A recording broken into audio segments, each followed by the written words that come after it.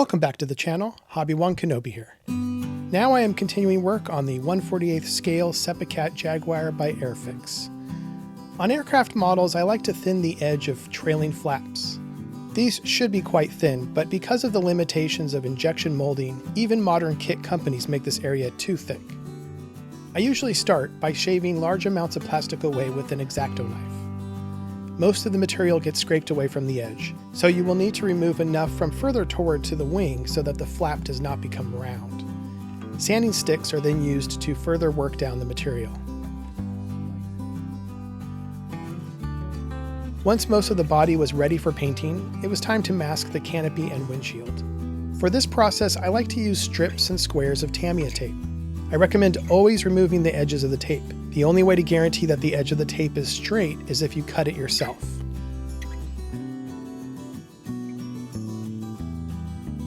The white tape you see here is a tape used for curved surfaces.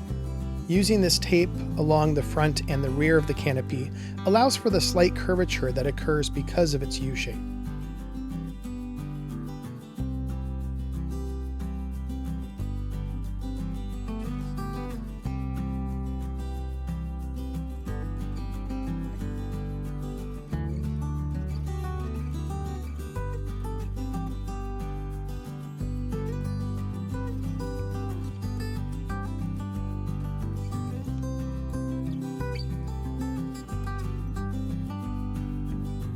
Another thing I like to watch out for, even in modern kits, is to see if there's a long molding line along the fuselage.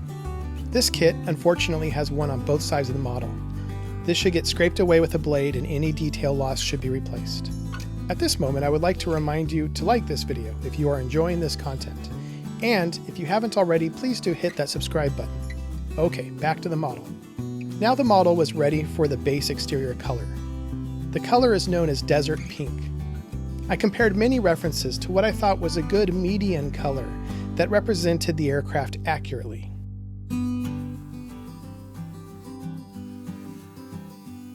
These are typically found underneath the wing where it meets the fuselage, the space between the intakes and the fuselage, and the pylons. I find that if I concentrate on the harder to reach areas first, I am less likely to miss these areas. The easy to see flatter surfaces typically will take care of themselves. Looking at other builds of this aircraft online and otherwise, I found a great range of color, many of which strayed too far away from the pinkish tone and leaned heavily in the tan range. This is unfortunate to see, and I wonder if we modelers sometimes have an aversion to pink on our models, or if we are relying too heavily on a paint manufacturer's idea of the color. Either way, I knew I would have to mix and match to get what I see in the photographs I've collected of British aircraft in Desert Storm. After testing many times, the following colors gave me the best result. 2 milliliters of XF59, known as Desert Yellow, 8 milliliters of XF2, which is white, and about 15 drops of XF7 red, transferred with a toothpick.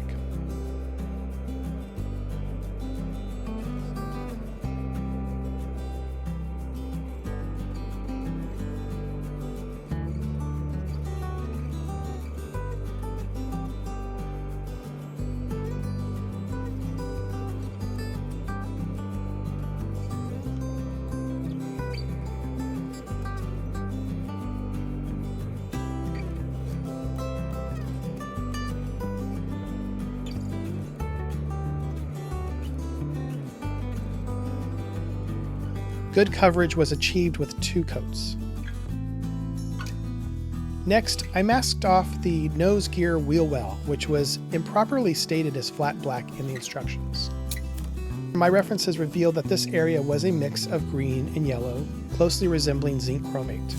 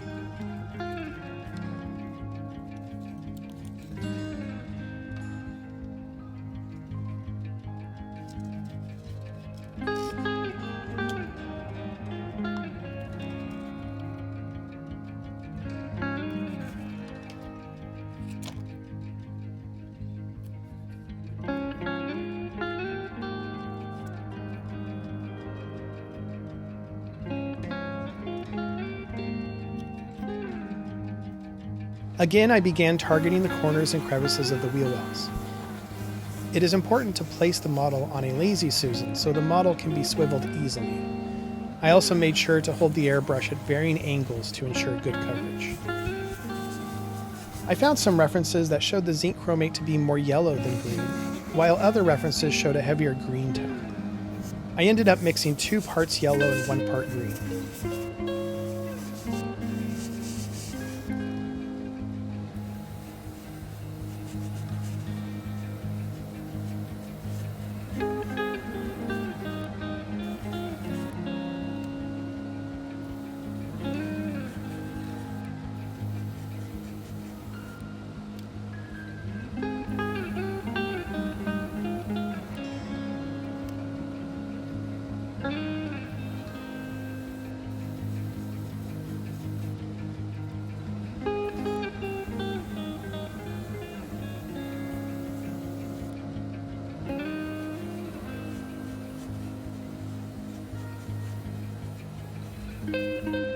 Once I finished airbrushing, I got to enjoy one of my favorite moments of model building, the mask removal and reveal.